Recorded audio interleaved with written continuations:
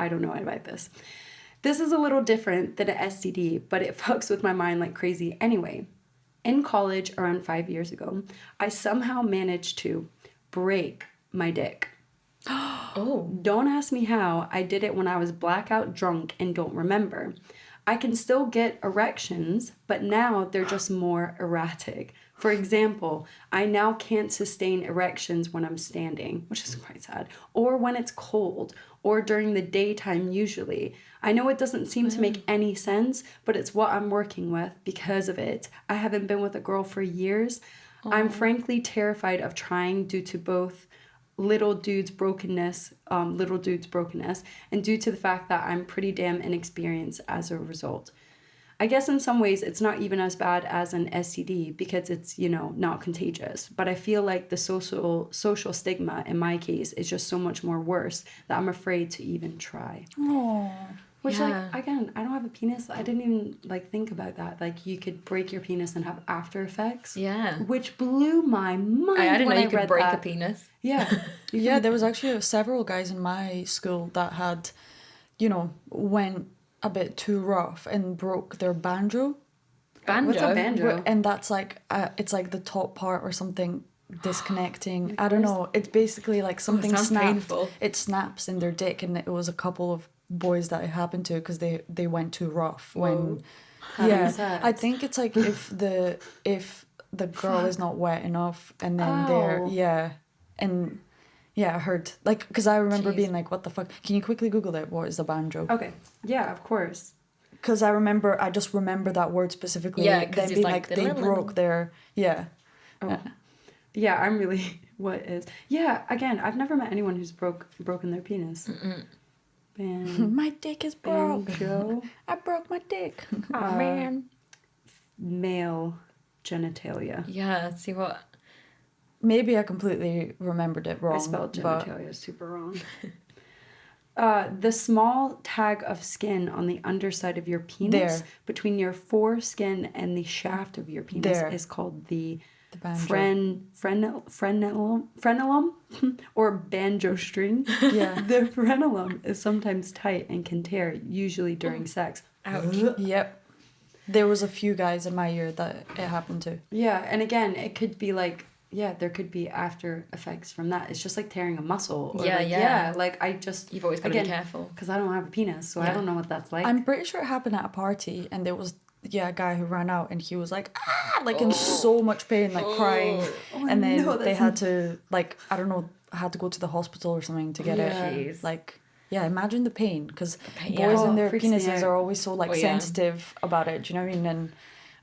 And even aside from the physical pain, it's done the same thing to this guy. It's stopped him from wanting to date and stuff. And it's again so it's just the stigma of anything in your genitals. It's we just don't feel like it's okay to talk about it. If somebody had broken their nose and their nose was still painful, it's fine to bring that up over dinner in public, but you wouldn't be let me tell you about my penis. Because it's a muscular thing, because he says he can't get it up when it's cold. Which is my knee starts to hurt when it's cold outside. Yeah. Exactly.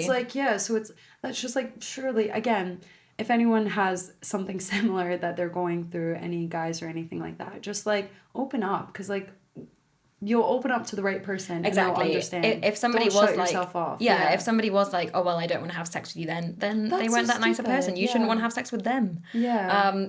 It's again just about being creative, right? Yeah. Because he's thinking, I can't maintain an erection, which means I can't have sex. But as we've discussed, if you can have two people with a vulva having sex, and you don't even need a penis involved, there's other things you can do than be having penetrative penis into vagina sex. Yeah. So that doesn't need to stop his sex life. It might change it, but it doesn't need to stop it. And it's this whole image of just this is what sex is. Yeah.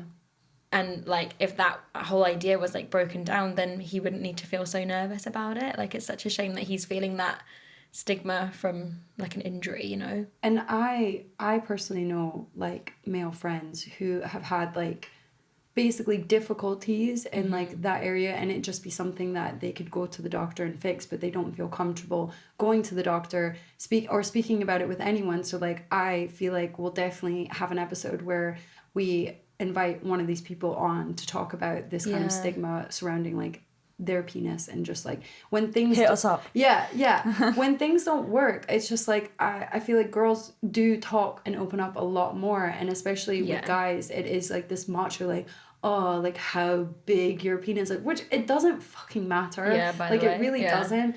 And but just they like, feel really vulnerable if they have anything. And it's like some people will let it go on for years, having this like issue of like maybe you can't stay erect or you don't come as often because it's like this very like easy thing to fix. They just feel so embarrassed that you can't go to the doctor about it. So Yeah. Very. We'll definitely have an episode on that for sure. Break that stigma. Break that stigma. Yeah, talk about it. Because there's definitely more guys that are going through it. Yeah. It's not just you. Yeah, exactly. Yeah. And I feel like, obviously, the more people talk about things, the less embarrassing it will be. And the easier it will be for us to just casually talk about it. Yeah. The same way you're like, how was your cup of tea? Exactly. Because the thing is, like, mental health used to be such a stigma, and now it's, I mean, some people still will have a hard time talking about certain things, but for the most part, like, most people are like, oh yeah, like, I've had a bout of depression, or like, I have anxiety, or people will online as well, like, people are so much more open about mental health now. But like, even just like, 30 years ago, that wasn't the case. Yeah. You wouldn't tell your workplace that you had a mental illness, but now like people do, they inform it. And so sexual health can be the same. It's just a little bit behind. Physical health is fine. You can tell anyone that you've broken a bone or you've done this. And mental health is getting there, and sexual health is like way behind. Anything to do with the genitals or anything to do with sex, it's like it's just got that extra layer of like taboo. But we break it by talking about it. So it just needs more brave people. And anonymous people too, like when people do these anonymous stories on Reddit and stuff, like even that's helpful, because as I say, I used Google so much when I first got diagnosed. So even if you can't talk about it as your own self, like go and just post in some forum online anonymously for someone else to read it one day, and you might help them. Like, it does help because it makes you realize you're not alone. Exactly. And if someone like opens up, or there's some sort of like topic in these different areas, especially around sexual health, don't make a joke out of it, because you could inadvertently hurt someone's feelings who's not opened up yet. Like, do you know what I mean? So it's like really don't make a joke out of it, because you can hurt someone's feelings. Like communication with, like, so we did an episode yesterday and we mentioned communication, and to me it's so important how you communicate with your friends, with your family, with people. And like realize that just because you're uncomfortable and you think, okay, I'm gonna make a joke about it, you're not thinking about how that's gonna make somebody else feel. So learn your communication with your friends what is appropriate for them, because you can really affect someone's mental health by just being putting your banter, foot in it. like being like, oh, this is just banter, like, oh, I'm just trying to be funny. You're not fucking funny. You're literally making fun of something that this person is extremely insecure about, and all you're adding to is more insecurity. They're not going to get over it because you're laughing at it. Exactly. And that's why, like, with my brothers, I think they thought, oh, it's